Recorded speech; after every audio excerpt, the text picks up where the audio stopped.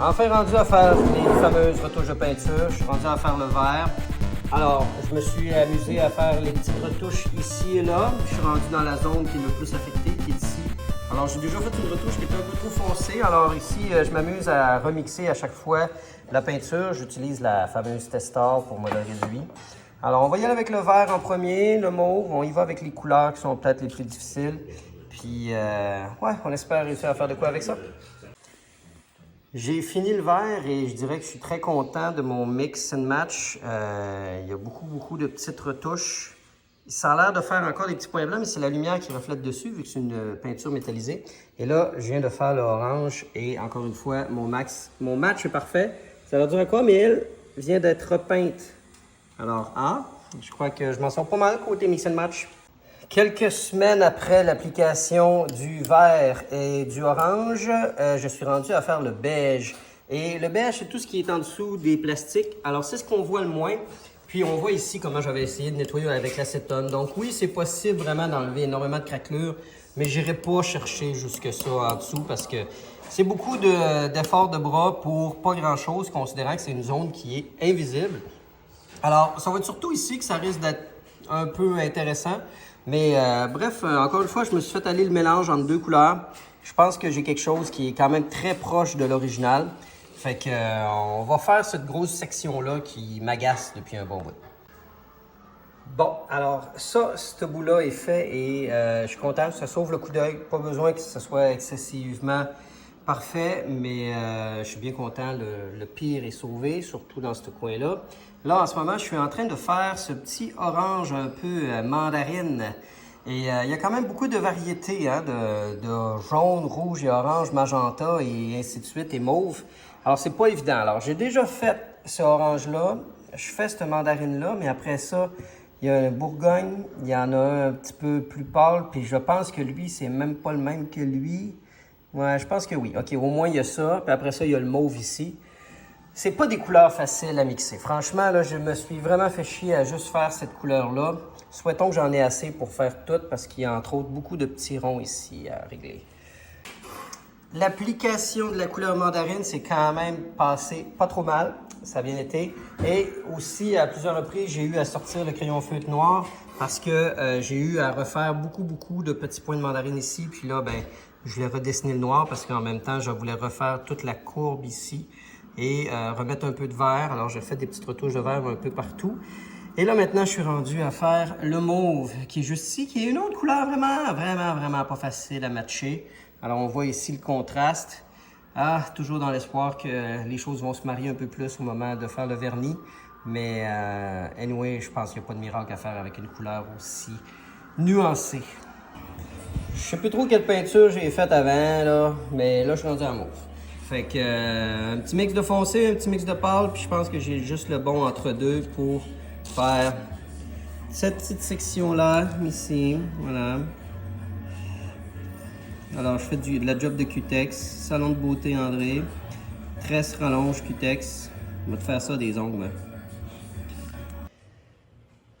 Alors, beaucoup de travail de préparation vient de se terminer et là-dedans, ça inclut entre autres les retouches de peinture parce que je suis juste plus capable. Alors, je vous ai épargné plusieurs couleurs que j'ai dû terminer. Entre autres, j'ai terminé la main, tous les blancs, les rouges, les blancs de main, les bleus. Je suis vraiment content de la majorité des matchings que j'ai faits. J'ai peut-être des petits mismatchs à certains endroits. Mais je suis vraiment prêt à vivre avec ça parce qu'il faut vraiment que j'avance.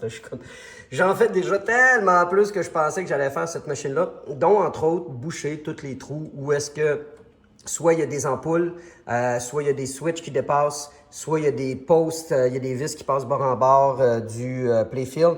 Parce que mon but, c'est de mettre au moins 6, 7, c'est pas 8 couches de vernis. Je veux vraiment là, que ça soit imbibé de vernis et je mets vraiment énormément d'espoir là-dessus. Et entre autres, j'espère vraiment être capable de me débarrasser de tous les effets de craquelure là, sur les multiplicateurs ici. Et ce qui permet d'avoir une petite idée de ce que ça va faire quand on va mettre le vernis. Là. Passer un petit linge mouillé, là, ça donne un aperçu de ce que ça fait le linge est vraiment pas assez trempe. Mais je sais qu'après plusieurs couches, ça va remplir la majorité des aspérités. Ça va faire une surface lisse. En tout cas, j'en mets beaucoup sur le dos à ce vernis-là. On a hâte de voir ce que ça va donner. Il me reste encore quand même pas mal de travail de préparation de tape à mettre un peu partout. Et là, j'en ai pas avec moi, mais je veux faire un méga sablage du shooter lane ici. Le mettre sur le bois, essayer de me débarrasser le plus possible de toutes les fameuses petites stries avant de mettre le vernis. Ça prend tout le temps un soupir. Combien de fois j'ai commencé avec une scène de caméra en train de soupirer? Bon, un playfield de Sorcerer prêt à se faire clear côté, ça ressemble à ça. Je suis vraiment tanné à bout. Ça doit faire 2 mois que je suis en train de travailler quelques heures par semaine ici et là. Des fois, il y a des semaines, je ne suis même pas capable.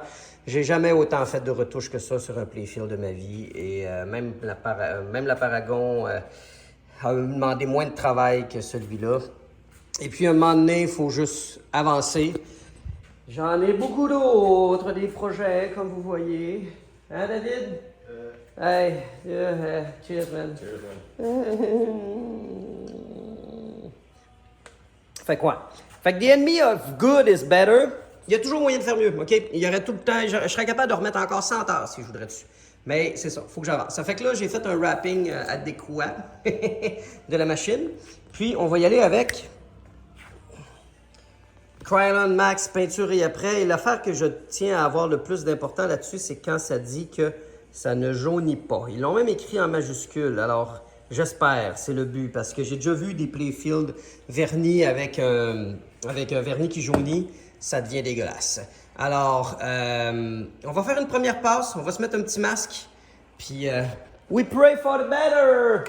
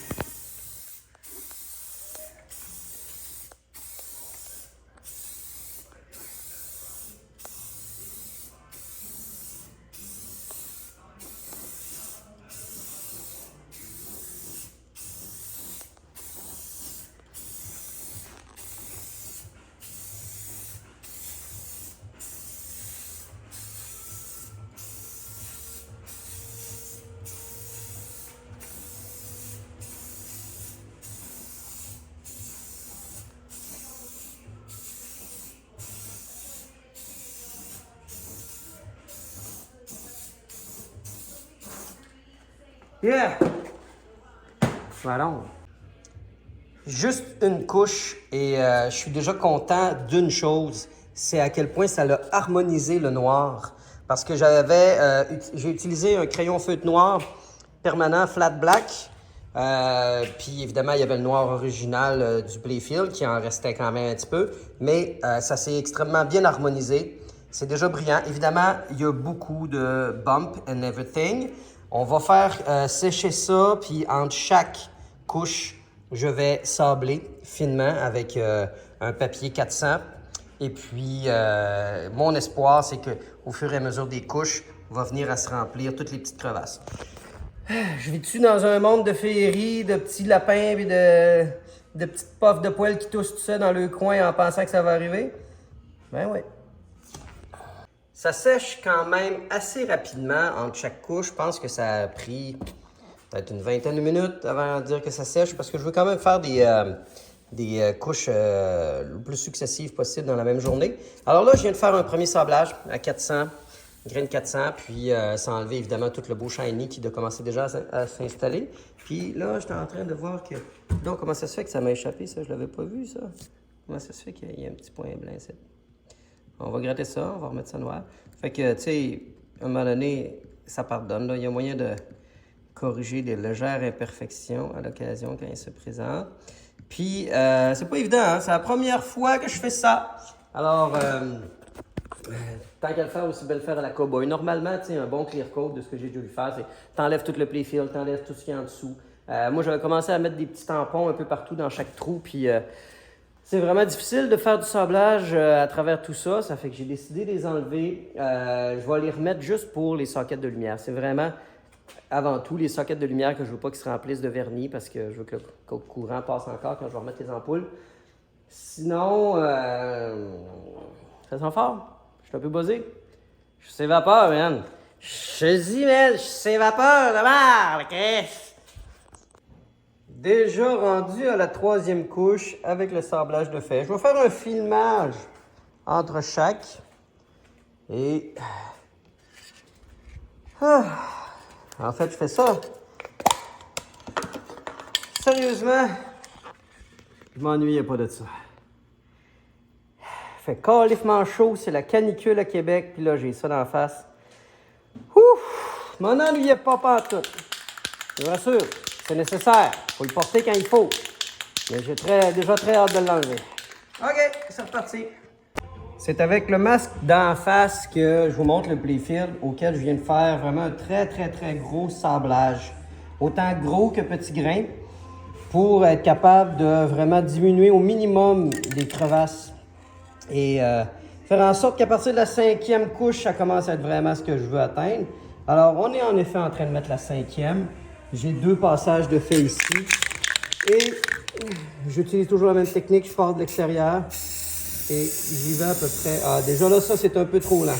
Parce qu'on voit à quel point ça fait. Des fois, ça fait des waves. À partir du moment là, que ça fait comme une vague, le passage est déjà trop lent. Fait que ça, c'est ma 3e canette. Et elle est sur la fin. On va passer à la 4e canette. Dans vraiment pas long. Mais d'ici là, je voulais faire vivre ce petit moment satisfaisant de voir toute la brillance et la coloration qu'on veut aller chercher. Après toutes ces étapes, c'est pas parfait, là. Il y a des bouts que je regarde, je fais comme ouais. Mais si vous saviez comment ça fait d'heures que je suis là-dessus, et honnêtement, je laisse ça à d'autres de faire un travail tout simplement irréprochable. Pour ma part, là, il faut que ça avance. La main du sorcier est clairement la zone qui me fait le moins triper en ce moment. Ouais. Voilà, et voilà. C'est juste une game après tout. Il y a des choses plus importantes que ça dans la vie. Fin de la canette.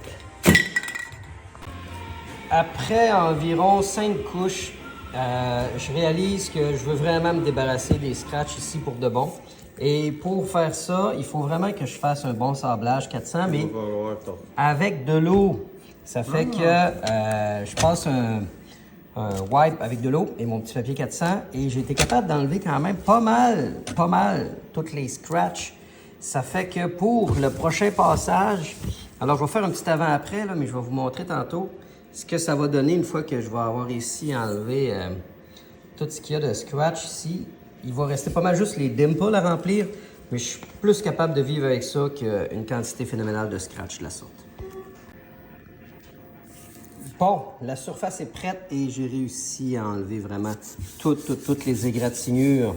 Et c'est vraiment rendu silky smooth. J'ai juste vraiment des pits and dimples que j'espère que le prochain passage va enlever au maximum. Mais bref, je suis prêt pour mettre une 5e. Je suis rendu à 5. Combien qu'on le sait plus avec toutes les vapeurs. Hein? Voici où ce qu'on en est avec 6 couches. Et je vous annonce officiellement que la prochaine sera la dernière parce que je suis vraiment tanné, je suis vraiment putain capable. Oui, il va y avoir des pits and dimples, mais rien qui va affecter le trajectoire de la bille selon moi.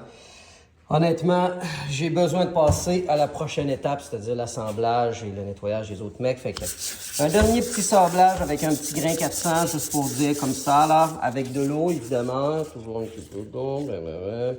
Puis après ça, dernière couche. We need to move on!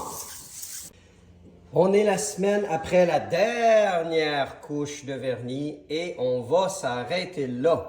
c'est vraiment loin d'être parfait. C'est mon premier laboratoire en tant que on explore qu'est-ce que ça implique de repeindre et faire un clear coat. Je suis somme toute satisfait à 85%, disons. Alors, il y a un petit 15%, ça m'agace un peu la main ici. C'était pas génial. À un moment donné, j'ai fait un nettoyage, j'ai fait des bavures de noir, puis on dirait que j'avais tellement la flemme que je l'ai fait. OK, on continue parce que sinon, je vais virer complètement dingue. Alors, c'est, selon moi, extrêmement acceptable, particulièrement dans la zone du haut, parce que le playfield a été beaucoup moins usé et ça a vraiment fait un beau fini avec le clear coat. Mais comme je vous disais ici, oui, si on regarde à la lumière, on peut voir des pit and dimples. Je peux vivre avec ça. Alors, je suis du genre à croire qu'une fois qu'on met toutes les lumières, qu'on met tous les plastiques et qu'on assemble et qu'on est dans une partie effrénée, tout ce genre de petits détails s'efface et on est juste en incroyablement belle transe avec la machine. If you know what I mean, c'est qu'à un moment donné, une pinball, c'est un tout. Alors, faut être capable de prendre un pas de recul devant certains détails. OK, je vais d'ailleurs prendre un pas de recul et terminer la capsule là-dessus qui implique en fin de compte toute la restauration du playfield. Dans la prochaine capsule, on va s'attaquer à toutes les pièces ici. Et d'ailleurs, je vais la commencer aussitôt que je vais terminer celle-ci parce que là, en ce moment, je suis extrêmement excité. Je vais pouvoir commencer à émettre des pièces et je vais tout vous expliquer ma philosophie derrière ça dans la prochaine capsule. Merci beaucoup d'être là. Portez-vous bien, likez, abonnez-vous, partagez et faites du bien à vos machines et faites-vous du bien à vous-même aussi. Bye bye.